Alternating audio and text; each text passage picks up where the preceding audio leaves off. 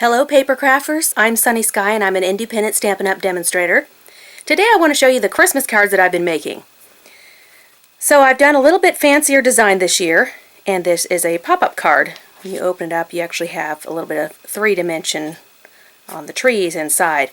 So these containers are full of cards that I've already completed, and I've used various colors of cardstock, different designer series paper, different paper that I just picked up at the local hobby store. So I just have a bunch of different patterns and designs, but they're all the same card ultimately. So here's another different one. Each year I make about 200 Christmas cards. So today I thought I'd show you how I do that. Wow, that's a lot of cards to make. So I've assembly lined this project and broken it down, and here I have for you.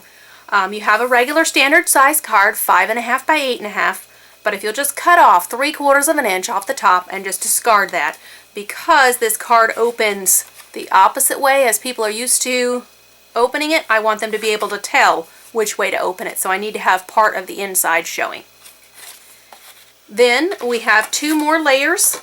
This standard 4 by 5.25 is going to go on the inside, and then on the front I've cut the same size, but I again cut 3/4 of an inch off so that I can glue it on the front.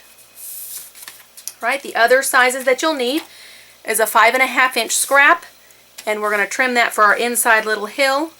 You need 1 by 4 inches, and it's scored at 1 inch, 2 inch, and 3 inch. This makes the little pop-up tree pop up. And then you need another piece of scrap in white just to stamp your tree on.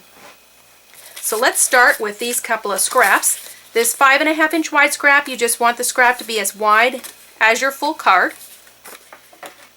And I just free-handed a rolling curve in there. And you can use both sides of it, one for one card and one for another. So we're going to adhere this, let's see, the taller, the standard 4 by 5.25 inch layer of the blue. Oh, this is envelope paper in Dapper Denim. And so I just kind of liked it. It looks sort of wintry, nighttime snowflake look there. And it goes really well with the Emerald Envy green that we're using.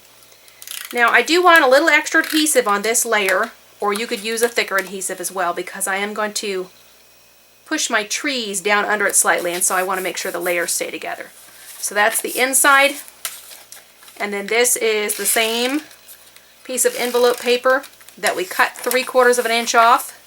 That's going to go on the front. Okay, now let's get our trees ready. I have already run these through my Big Shot. This is the Peaceful Pine set that we're using, and of course there are the coordinating Framelit and Thinlit dies that go with it. So let me get my little stamping mat here. And I've already punched the trees, but I wanted to add a little dimension to them. So we have a stamp that's just kind of dots all over the tree. So we're going to put that stamped in Emerald Envy on these trees now. This largest tree, the dots are not going to go everywhere, but I'm okay with that. Woo. I'm glad cardstock has 2 sides. Alright, there's my smallest one.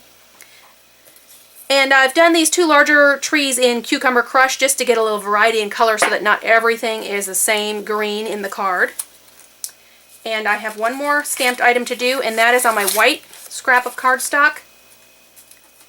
I'm going to use the tree from the set that has the words, it has all the words of God, Everlasting Father, Prince of Peace, all those names for Jesus. Stamp that, ink it up good. Just press for a few seconds with this just to make sure it gets good impression. Very nice. Since it's a solid stamp, I just like to give it a little extra time, make sure I don't mess up. And then we're going to run this through the Big Shot. There's my Big Shot. And I have already cut out a small piece of the gold foil sheets. There's a star that comes in this set, the Peaceful Pines, the Framelit Thinlit set. So I'm doing the pot that the tree is in and the star that goes on the top of the tree in gold foil. and then this tree, and this is the largest tree die in this set. And I'm not using my magnetic platform here. The tree pretty much stays where it needs to be, so I haven't had any issue with that. Okay, so these should be ready to go. There's my tree, my star, and my pot. Hey, I've been doctoring up the backs of my trees here. I'm just adding some dimensionals to them, to the star and the pot. And now I have the tear and tape, and I'm going to put a little strip on this right next to the score line in the center of my pop-up stand, and then also on the very bottom of the smallest tree. And I've made sure that my piece of tear and tape is not wider than this, because what's going to happen is I'm going to glue this tree to this square. You can see where it's scored at each inch, and this is going to be the pop-up. The tree needs to sit there, and then that square can open and shut with the card. And so I'm putting some adhesive on the bottom of the tree, and then also on the top of this section, and I know those will be glue, but they won't show on the back, that adhesive. So now I'm going to pull off the backing from that tree, and this is the metallic thread that we have in silver and gold. It's very, very fine and dainty, and sometimes you cannot see it very well, so if you're going to do, you sometimes have to do several layers of it. But on this tree, the delicateness is what works, and I'm just crossing around all the little places where the die cut makes the shapes of this tree. And then on this bottom part, I'm just going to go behind the trunk and back up the other side, and then around the back, and then I'm going to do the center there. I haven't done straight across up higher, but down here where it's a bigger section, I just thought it needed a little more. And then I'm just putting the ends of it on that sticky tear and tape section on the back of this tree. So the beginning and the end of it just stick to that. And then I'm going to take off the backing. Now you could use fast fuse here as well.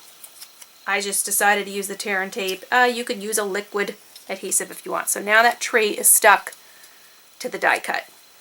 Alright, and so now on the inside of our card we have, I've been putting the shorter tree over here to the left side, and he's just got one dimensional on the top, because on the bottom, remember I told you we're putting extra adhesive on this thing. I'm going to just tuck the stem under my little hill there a little bit, so he looks like he's coming out from behind the mountain. And I'm just going to put this one on the side, and I put him down a little lower. He's a bigger tree, so he's more near the front.